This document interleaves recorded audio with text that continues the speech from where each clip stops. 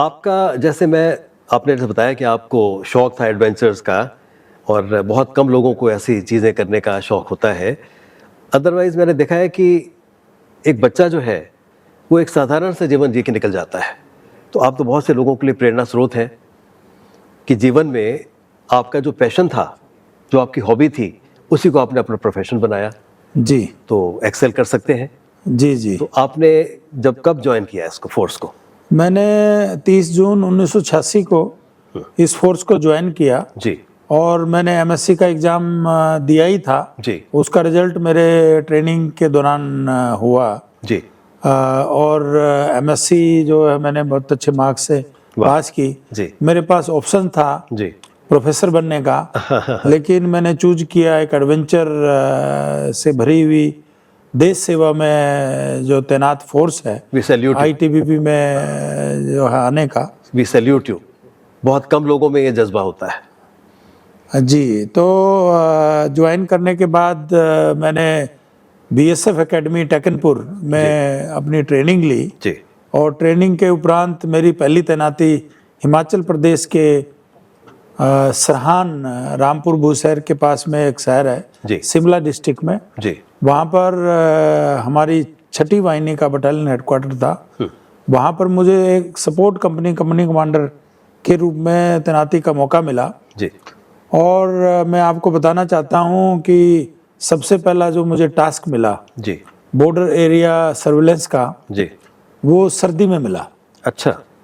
तो जब हम लोग पैदल चल के अपने रुकशक लेके अपनी पूरी पेट्रोल पार्टी लेके गए अपने कम्युनिकेशन इक्विपमेंट्स के साथ में, जी और एक पोस्ट के ऊपर हम सोए, तो सुबह मेरे को जवान ने जगाया कि सर ये दरवाज़ा नहीं खुलेगा अभी, अच्छा। इसमें काफ़ी टाइम लगेगा ओके। क्योंकि बर्फ़ जो है 6-6 फुट बर्फ़ गिर चुकी है। ओहो।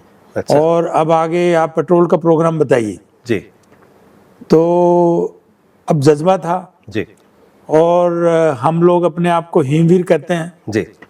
तो बर्फ़ जो है हमारे लिए बाधा नहीं होनी चाहिए।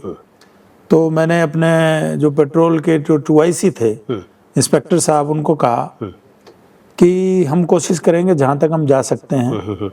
और फिर 6 फुट बर्फ़ में हम पहाड़ों के सफ़र को तय करते हुए अगली पोस्ट पे गए, जहाँ हमारी एक पोस्ट थी जिसका नाम चारंग पोस्ट था। जी। तो वो जो पेट्रोल जो है वो हम हालांकि पूरा नहीं कर पाए क्योंकि अवलांच का खतरा था, जी लेकिन जहाँ तक हम जा सकते थे, जहाँ तक हम अपना जुझारूपन दिखा सकते थे, वहाँ तक हमने दिखाया। जी।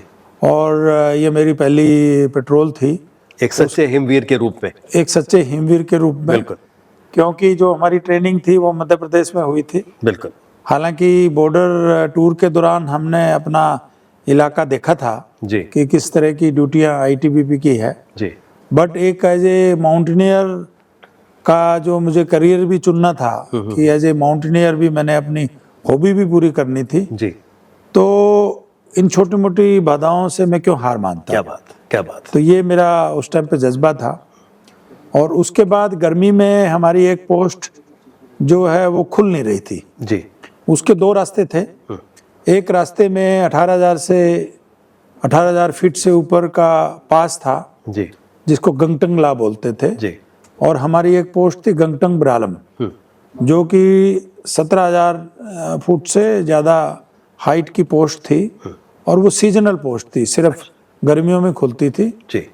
और जुलाई का माह आ चुका था और ये पोस्ट हम खोल नहीं पा रहे थे। अच्छा। क्योंकि पास के ऊपर बहुत ज़्यादा बर्फ़ थी और अवलांच प्रोन एरिया था। जी। तो मुझे टास्क दिया गया कि आप इस पोस्ट को, जो दूसरा रास्ता है, उस रास्ते से आके हम इस पोस्ट को खोलें। अच्छा। तो मैं पेट्रोल लेके गया। वो रास्ता इतना दुर्गम था और कुछ देरी के बाद में हमारे पास एक शेर रोकफाल आ गया।